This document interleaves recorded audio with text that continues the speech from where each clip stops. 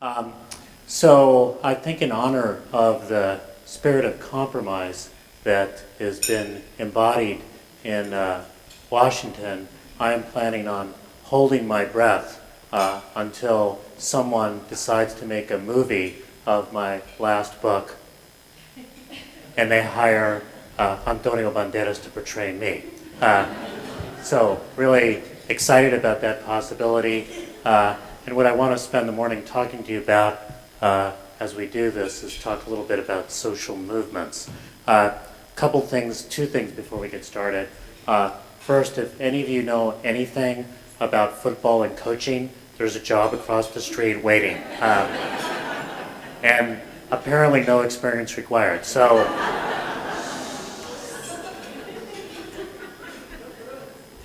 I mean, I worked there, man. I can say it, right? Because half of you are from UCLA going, yes. The second thing I always like to say before I speak, while I'm speaking, my voice might break or crack a little bit. I actually have a speech disorder that's called spasmodic dysphonia. Diana Reams has it. It's where the muscles in your voice box lock up and get your voice to crack a little bit. I like to tell people, don't worry, it gets treated once a month with Botox. Literally, because that's how we treat everything in Los Angeles. So I've been asked to kind of put in context a little bit about movements and what we think about social movements from some research that we've been doing. And one kind of prism to think about this is this prism that we use, we call the 3 Ps, projects, policies, and power. That is that projects demonstrate what's possible. That's a little bit what you've been trying to do with permanent supportive housing as a project. Policies make the possible standard operating procedure, but fundamentally it's power that actually changes policy. And in the past, foundations have spent way too much time just doing demonstration projects, assuming that once people saw that you could do this, that in fact people would rush to go make the change. It takes more than that. It takes the strategy around policy advocacy, and it also takes the strategy around understanding power and what causes decisions to be made. And in doing that, we were asked a number of years ago, we've been doing a lot of work with community-based organizations and social movements to kind of turn our own work into trying to understand those. Who are we? I'm director of something called the Program for Environmental and Regional Equity at USC. We do a lot of work on environmental justice. We do a lot of work on regional inclusion, making sure that people are part of regional labor markets. And we found ourselves working side by side with social movement organizations. And people said, well, why don't you study those organizations themselves, how they tick, what makes them work, etc. And so we define social movements as sustained groupings that have a frame or a narrative to try to change policy, but also really fundamentally in the long haul to kind of change the balance of power. So that, for example, the homeless who are powerless wind up finding some degree of power amongst themselves and their advocates to actually make change. Because we know, or you're finding out through this experiment, what works, how you make that thing that works much more sustained over the long haul. That's going to be the stuff of movement building. And social movements do more than simply change policy. Policy advocacy groups do that by focusing in on specific issues. Social movements tend to change the frame, the story, the narrative. Let me give you just a little bit of a handle on this. One of the most successful social movements in recent years has been the DREAM Act movement, which, if you think about it, is incredible that right now, even though Congress is in permanent dysfunction, at least the Senate passed a comprehensive immigration reform and moved it over to the House, and there's been tremendous pressure on the House to do something about that. You would not have thought that was possible 2 years ago.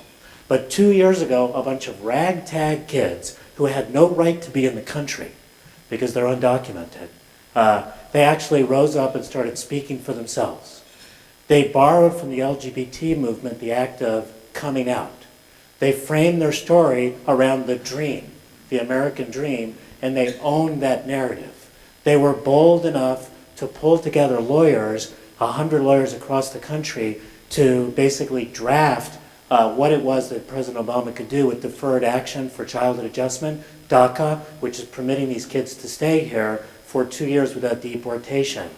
They risked arrest by taking over offices like the offices of Senator John McCain. They risked, they were told by their elders in the Comprehensive Immigration Reform Movement that they shouldn't do this, but they wound up taking over the offices, campaign offices of President Obama, and then embarrassed him into signing DACA. And when he signed DACA, there was nary a peep of protest, and what they realized was that comprehensive immigration reform might be able to move. That's an amazing arc, an amazing achievement, and it wasn't just around a policy, it was around a narrative, it was around a frame, it was around something in the long haul. By the way, it's obviously not just progressives, immigrant rights activists, etc., who do this. One of the most successful movements in the country in the last 2 decades has been the evangelical right, and the way in which they were able to frame a narrative around social values, the way they were able to build an authentic base in the evangelical community, the way they were able to move into politics over time. We can get to the end. I don't think the Tea Party is going to be as successful for a number of different reasons, but those are 2 really interesting movements from both sides of a political aisle. So we've been doing a lot of work on trying to understand movements, defining them, understanding the role of youth in those movements, understanding alliances and movement building, movements that intersect and come together, and then recently doing a lot of work on how do you measure success. And I'm just going to tap in on a couple of these things. And they've resulted in a series of publications, all up here, that have explored a number of different things. How have we done this research? I'll just say a word about that, and then I'll tell you about the research itself. Naturally, we did a literature review because it makes sense if you're an academic to read what other people have written. Let me just tell you that's the least useful thing to do. And some of you realize, because what academics often try to do is speak in multisyllabic phrases that make things more complicated and difficult to understand. So instead, what we decided to do was something very interesting. We began having phone calls before we got started and discussions with social movement builders, people who are doing community organizing, building social movements. We then did interviews with the leaders themselves.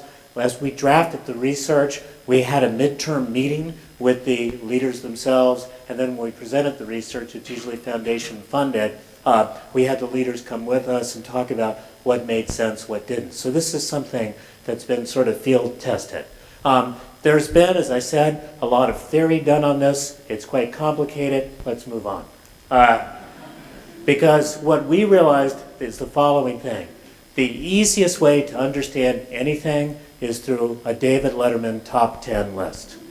And so what we came up with is the top 10 elements of movement building. What are the top 10 elements that you need? Oh, hi, how are you? I don't mean to move so much. Actually, I do. So what we're going to talk about is really the top 10 things that we think are essential for movement building, and we've been working on these now for about the last 5 years. We've got a lot of resonance with people in the field. The first thing, the first 3 of them are going to call fundamental elements.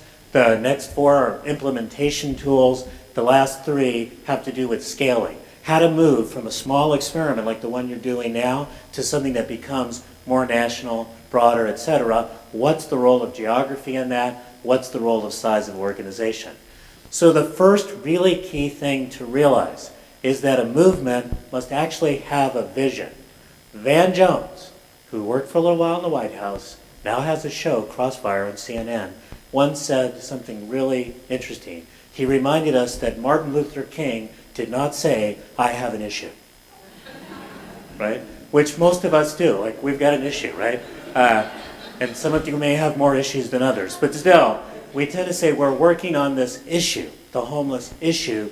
We don't talk about what is our dream, what is our vision. And the civil rights vision was one where everybody could have a right to be a part of this society. The LGBT movement has been one of acceptance, tolerance, and full humanness. And essentially, most movements really are about realizing full humanity. And this has been something which really needs to happen. So you need to ask the question, What is your vision, not what is your issue? What is the world that you're thinking to create, of which dealing with homelessness is but one part? The second thing that movements need to have is a base in a really authentic constituency. There are too many people who say that they are leading a movement who have exactly 3 people in back of them, right? And you often see, in particular, think tanks, policy groups, advocacy groups, that's really just some talking heads who think if they move other talking heads, they will move something. They will move talking heads, but they will not fundamentally move things unless they've got an authentic base. And the authentic base can be something like the evangelical right has had, an authentic base in churches. It can be what the immigrant rights movement has had, an authentic base in immigrant communities. There's so many interfaith organizing that's going on. And certainly one of the things that's happened in Los Angeles has been the awakening of multiple authentic bases to move things like community benefits agreements, living wages, all sorts of things around immigrants, etc. But anyway, you need an authentic base. And the question is, for you all, what's the authentic base as well? The third fundamental element of movement building is a commitment to the long haul. Movements are not short term. It really was not about getting better bus transportation in the South. It was about the full realization of human rights for African Americans, and that was in it for the long haul with the selective suggestion or selective targeting of particular issues to move things forward. So what is tackling homelessness moving to in the long haul? It has a lot to do with everyone has a right to be housed. Everyone has a right to have a secure place that is where the base that they live and that they can live their life out of. So these things are very important, and this is really key.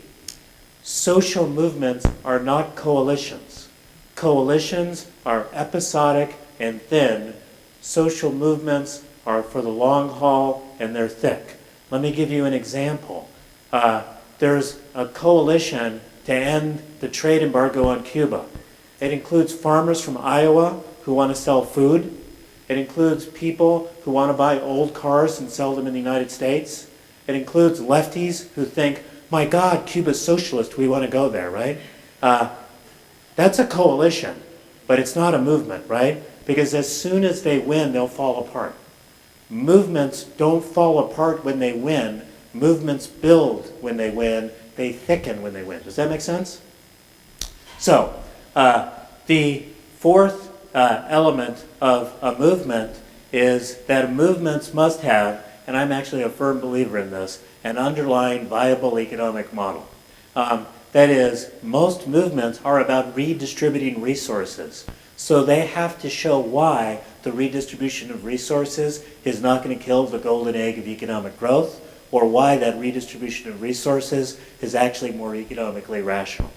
So, you all have a great case, because the permanent supportive housing that you're advocating for is actually cost efficient. As you know, that's not the only thing that you can win on. You need a bunch of other things as well, because there's, if it was efficient, why haven't we done it yet, right? But you need to be able to make the economic argument. One thing that's interesting that's going on right now with the struggle for comprehensive immigration reform is the economic argument is front and center, that legalizing people will amplify their income and amplify the economy. It'll regularize the low flows of labor that we need for the future. There's an economic argument behind it. There's an economic argument behind Obamacare. There's an economic argument behind the people who are opposing Obamacare. But movements wind up making an economic argument because they have to show that they are, as we say in Spanish, factible, that they're viable, that they can actually exist. Movements need to have a theory of governance, a theory of democracy, a theory of the state. They have to have an understanding of what they think the proper role of government is and what government should do. You all have some of that if you think about the evangelical right. It was a notion that, at least in my view, the government should stay out of the economy and in your bedroom. That is, that the church should be able to legislate its morality through the society. And that's a vision of what the state is both supposed to do and not supposed to do. But movements have a theory of governance behind them. Movements, interestingly, increasingly have a scaffold of solid research behind them as well. Now, of course I'm going to say this. I'm a university professor, right? I think research is amazing. I was telling somebody this story, which I wish wasn't being taped, but I'll tell it anyway. I was giving a talk at Miami just couple nights ago, and this woman came up to me who actually works with somebody in LA. Absolutely beautiful, striking woman comes up, and she, I think she's going to say, "My gosh, that was just like a wonderful talk and so amazing." She goes, "What do you think about the American Community Survey and the fact that, don't you think it's leading to an undercount because of the way that they sample?" And I thought, my God, I love you, you're a nerd, right? So the movements have a scaffold of solid research behind them. One of the interesting things behind the living wage movement, which cut its teeth here in Los Angeles, is that it led with a research paper showing that the living wage was not going to cost employment. One of the things that's gone on around immigration reform, people are leading with research about what's going to work and what's not going to work in doing immigration reform. One of the great things that you're doing is putting a scaffold of solid research behind what you're doing to try to end homelessness, behind what you're doing on permanent supportive housing. But that is typical of a movement. Movements, and this is, I think, particularly characteristic of American social movements, are pragmatic. They suggest things that can actually be won. The reason for that is Americans are remarkably pragmatic people.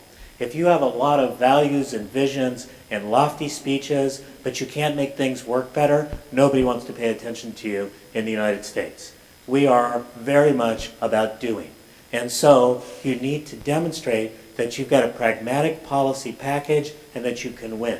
Because wins help to build confidence in the movement, and the fact that the wins actually work build confidence in the policy that needs to take place.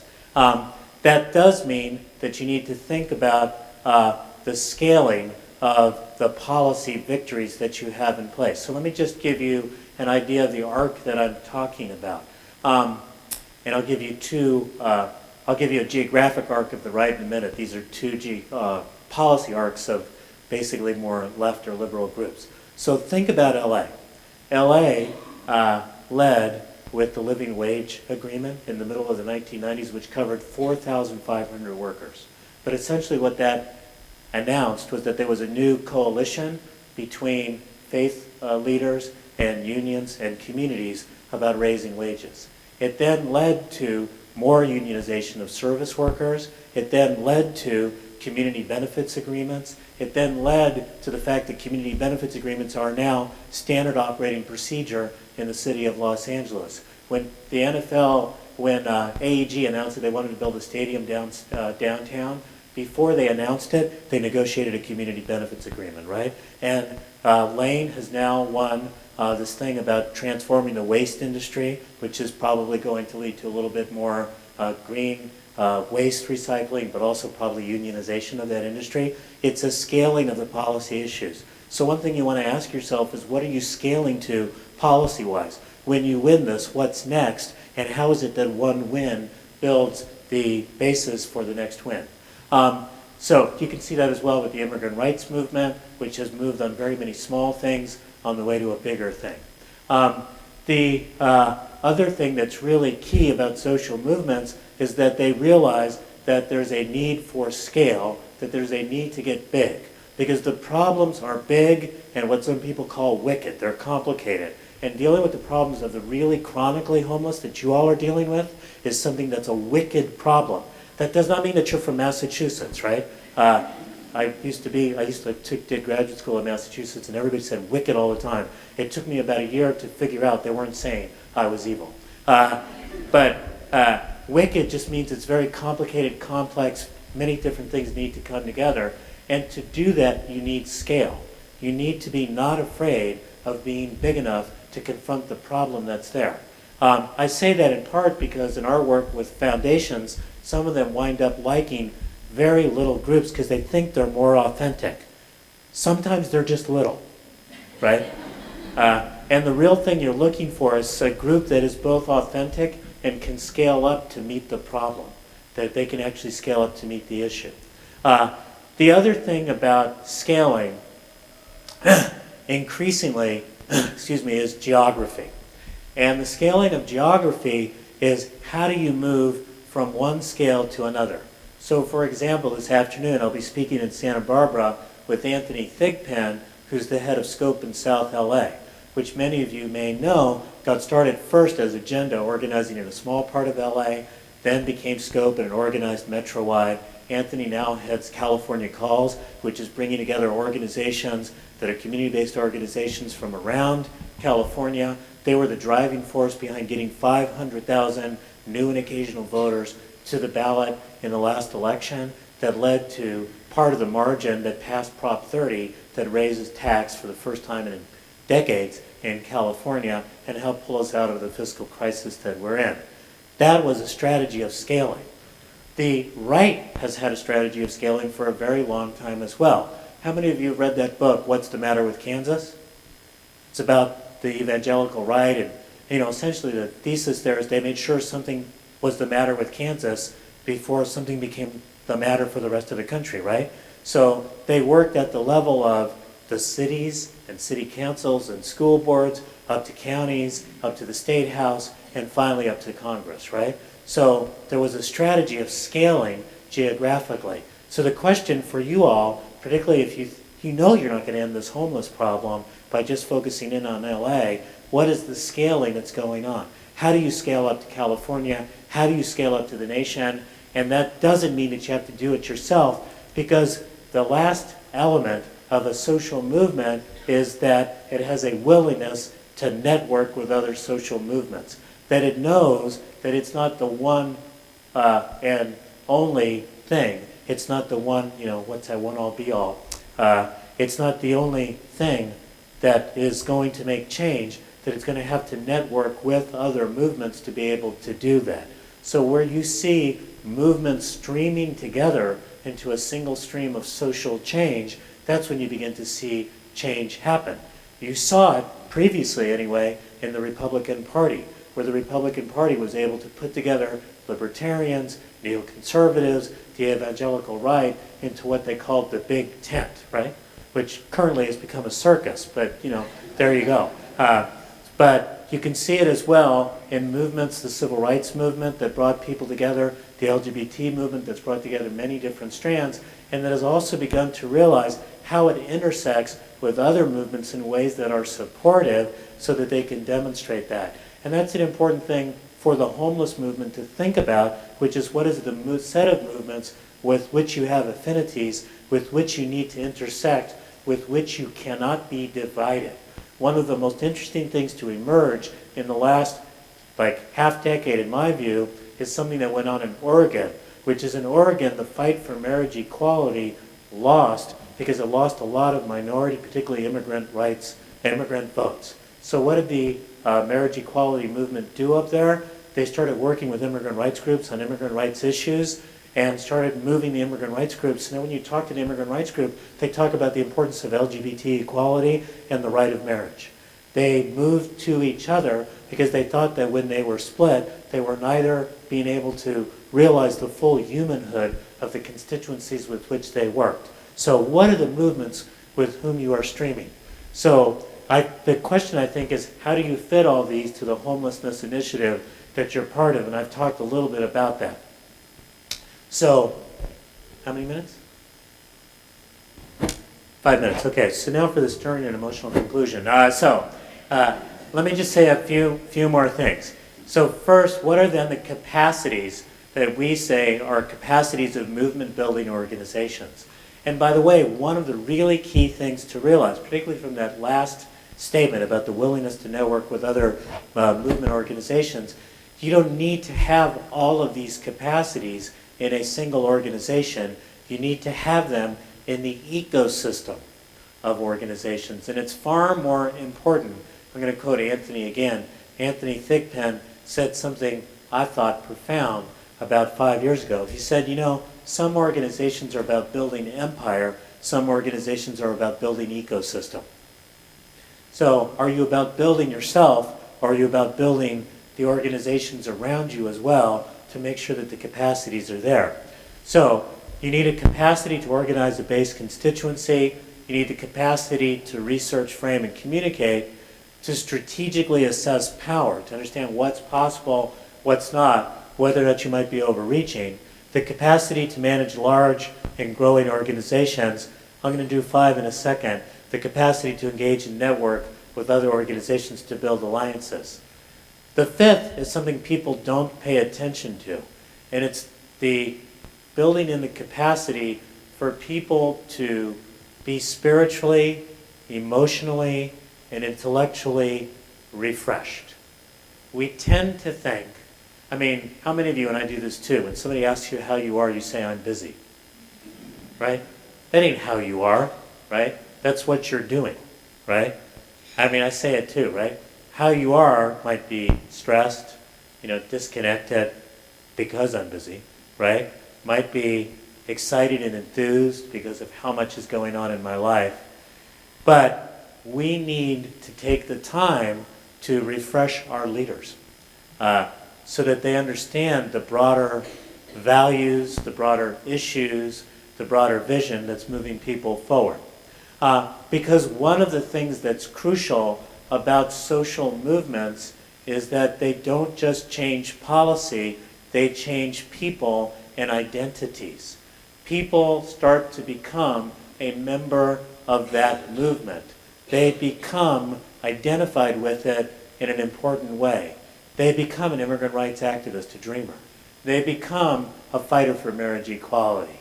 They become someone who believes themselves to be in the struggle for life as a pro-life person.